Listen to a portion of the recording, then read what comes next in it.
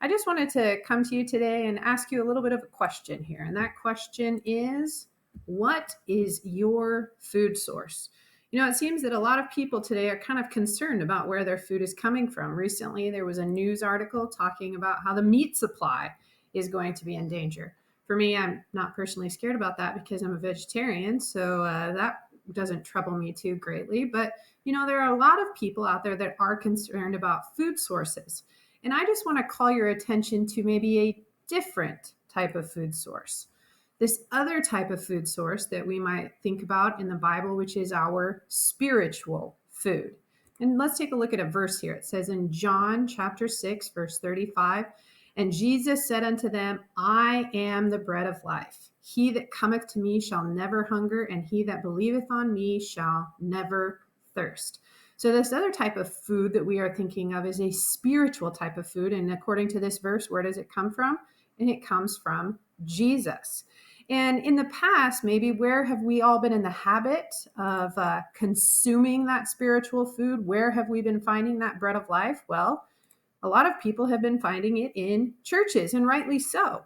As it says in the Bible here in John chapter 21, verses 15 through 17. So when they had dined, Jesus saith to Simon Peter, Simon, son of Jonas, lovest thou me more than these? He saith unto him, Yea, Lord, thou knowest that I love thee. He saith unto him, Feed my lambs. He saith to him again the second time, Simon, son of Jonas, lovest thou me? He saith unto him, Yea, Lord, thou knowest that I love thee. He saith unto him, Feed my sheep. He saith unto him the third time, Simon, son of Jonas, lovest thou me? Peter was grieved because he had said unto him the third time, Lovest thou me? And he said unto him, Lord, thou knowest all things, thou knowest that I love thee. Jesus saith unto him, Feed my sheep. Now, Peter was being instructed at this time that he was supposed to, in a way you could say, lead the church and, provide that spiritual food to Jesus's followers. And rightly so, that is how it is to be done. But in these days, churches are less available for a lot of people. When we're in social distancing and quarantining, it's harder to have that kind of close fellowship one with another. I'd like to look at another verse here. It's in Matthew 4:4. It says, But he answered and said, It is written, Man shall not live by bread alone, but by every word that proceedeth out of the mouth of God. And I would just like to encourage you today. I know that many of us cannot go to church and the fellowship is not the same, but is it still possible that we can partake of that spiritual bread?